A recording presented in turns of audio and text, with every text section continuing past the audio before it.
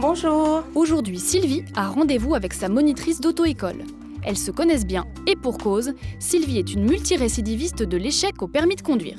Alors vous l'avez déjà passé combien de fois ? Je compte plus vraiment le nombre de fois, mais il me semble que ça tourne aux alentours de 6 fois, 6-7 fois. Difficile pour Sylvie d'avouer le chiffre. En fait, le permis, elle a déjà raté 8 fois à cause d'un trac incontrôlable. J'ai du mal à contrôler ce stress que j'arrive pas à dominer et donc ça se termine toujours par un échec. Donc c'est vrai, il y en a un peu marre parce que le moral prend un coup et puis surtout le porte-monnaie aussi. C'est sûr, Sylvie a déjà pris plus d'une centaine d'heures de conduite, soit plus de 4 500 € dépensés.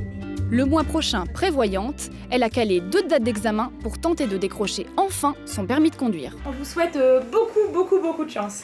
Merci beaucoup et je croise les doigts. Chaque année, plus d'1 million de Français se présentent au permis de conduire. La moitié seulement l'obtiendra du premier coup. Décrocher le petit papier rose, c'est souvent un parcours du combattant, mais il existe de nouvelles méthodes pour mettre toutes les chances de son côté. Rebecca, 20 ans, s'est fixé un défi. Obtenir son permis avec le minimum légal, Bonjour. soit 20 heures de conduite. Ceinture, réglage du siège, pédale, clé de contact, cette voiture a tout d'une vraie. C'est en fait un simulateur aux allures de jeux vidéo géants carrément installé dans l'auto-école. Du rétroviseur à la jauge d'essence, tous les instruments de bord sont fidèlement reproduits. J'ai jamais touché de voiture, donc là c'est quand même ma première fois puisque j'ai quand même en face de moi un volant. J'ai l'impression d'être devant un paysage et puis d'être dans une vraie voiture. Vous avez calé. Alors à ton avis, pourquoi t'as calé ? J'ai lâché trop la pédale d'embrayage. Non, il y avait un petit voyant là qui s'est allumé, tu l'as vu ou pas ? Ah, le frein à main. Voilà, le frein à main, c'est bien. Cette machine est parfaite pour les débutants qui n'ont jamais touché un volant. Vraiment, quand on les sent en première leçon de conduite, c'est vraiment stressant pour eux, les gens qui klaxonnent au feu parce qu'ils démarrent pas assez vite, ce genre de choses. Là, ils peuvent vraiment apprendre la manipulation d'une voiture sans être stressés par le monde. Cette partie de jeux vidéo, agréée par le ministère des Transports, peut valoir jusqu'à 4 heures de conduite réelle. Pour Rebecca, plus que 16 heures d'auto-école et elle pourra se présenter à l'examen. Quand elle ne se prendra plus de poteaux, Rebecca pourra enfin s'attaquer à la route.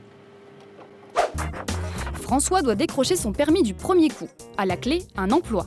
C'est donc avec son beau-frère Joël qu'il s'entraîne chaque semaine dans une voiture un peu particulière. Première surprise, on ne l'ouvre pas avec une clé, mais avec un téléphone. Oui, je vous appelle pour l'ouverture automatique des portes.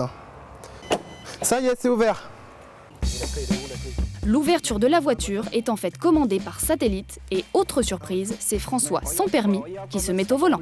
Là, tout à fait, j'ai pas le permis, mais je peux conduire avec donc mon tuteur Joël parce que tout simplement j'ai décidé de louer un véhicule à double pédale. La voiture, c'est la même qu'une voiture d'auto-école, double pédalier, double rétroviseur, mais à la place du moniteur, un tuteur. Pas besoin de formation spécifique, il suffit d'avoir plus de 21 ans et plus de 3 ans de permis. C'est bon, je peux regarder dans le rétro. Joël, le moniteur d'un jour, prend son rôle très au sérieux. On va dans la limitation de vitesse. En cas d'accident, le responsable, c'est le tuteur. Responsable, oui, c'est un engagement. Mais stressant au début parce que je n'étais pas habitué. Mais après, ça a été tranquillement. Comme maintenant là, ça va tranquillement, je suis habitué. Si je vois qu'il va faire quelque chose qui n'est pas bien, je peux frauder tranquillement. Et Joël fait bien d'être vigilant. L'accident n'est jamais très loin. Plus il y a une dame sur le passe piéton. Il faut freiner. Ça, c'est perte de temps. J'ai pas vu que le feu n'avait pas de feu rouge et je voyais la freiner pour moi.